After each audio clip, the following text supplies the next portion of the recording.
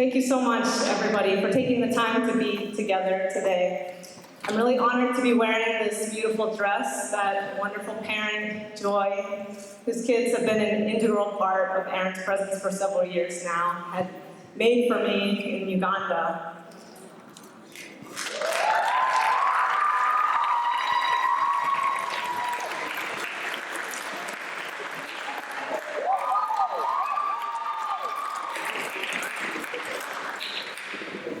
Feels really special. With each year that passes and everything that I experience through this work and in my life, the more I realize that what we have in this room today, is truly what life is all about and what gives life meaning. It's sharing ourselves with others, who we are, our cultures, our languages, our ways of thinking and seeing the world. It's welcoming other people into our worlds and expanding our narrow bubbles and taking an interest in learning about lives that are vastly different from ours. You saw it in the slideshow and you'll see in the posters. Thanks Tabby, Henry, Viv, Maria, by the way. All the posters, slideshow, were them. And you'll see how beautiful it is again when we take our big group picture in a second. It's laughing and singing and creating joy and fun together. It's supporting each other through the hard times, listening to each other cry and vent, trying to solve our problems together, and then mourn the problems that we can't solve. It's wanting the best for other people and sharing our connections and our knowledge with other people so they can move forward and they can achieve their goals. And it's celebrating with them when they do. But this is all everything that you have given me and that we've been able to do together.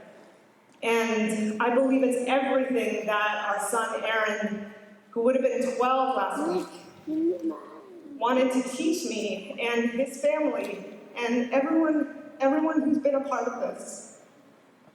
He's a teacher. We're facing some really serious challenges in the world right now, and in this country. And when I look at all that's going on, at the root of it is this cycle that is as old as humanity, and one that I hope you'll think about and try really hard to prevent from taking hold in your own lives. First, that cycle starts with feeling disconnected, unhappy or dissatisfied with our own lives in some way. That makes us fear and distrust those around us, especially those who are different from us, which then leads to wanting to make ourselves feel superior and more powerful than others, and to even want to control other people, which then leads to valuing other people as less than ourselves. And that is actually what leads to every evil you can think of in the history of this world. Racism, misogyny, corruption, bullying, cheating and lying, violence, and authoritarian rulers who harm their own people for power. Many families in this room have been deeply impacted by this cycle, both here and around the world. The whole foundation of Aaron's presence is the exact opposite. It's that every single human being has something unique and valuable to contribute to this world. No exceptions. Some of you have heard me say this sentence for years. The people that so many of you have spent your time with and helped this year, people who are sick, people who don't have a roof over their heads, people who have enough to eat, people who are suffering from addiction, elderly people, children without parents, new immigrants. These are some of the most vulnerable people with voices so often ignored by society. But each one of them started out as a child. Each one of them has a story and a life that is just as valuable as your own. What I hope we are all learning to do through Aaron's presence is to see people this way, to see people as human beings with immense value, no matter what they've been through or how they might appear. And it is clear by all the amazing speeches today, I know you are also developing your own voice, based in that compassion for others, and learning how to take action and speak out when you see something wrong or unjust happening. You know how to sit with and stand up for those who are looked down upon and mistreated. And you need to do this at school, at work, at home, on the streets, wherever you are. I tell my kids all the time, I'm sure they love it, you need to get comfortable with being different.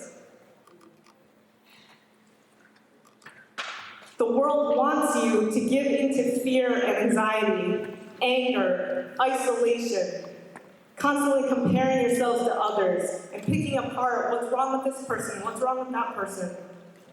The world wants you to only think of yourselves and what affects you and to ignore anything that happens to other people. But it's a lie. It's a cruel, cruel lie that causes so much pain.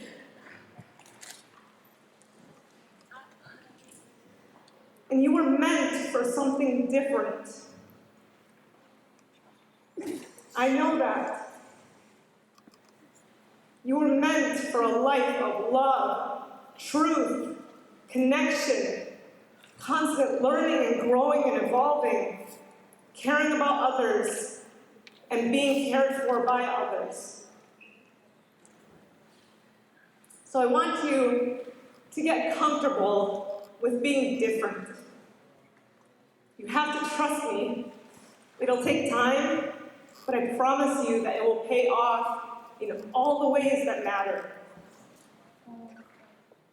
Show the world that love is still the only thing that can change the world for the better. So thank you for all the love that you have given this year. And I hope you feel all the love we have for you. Thank you.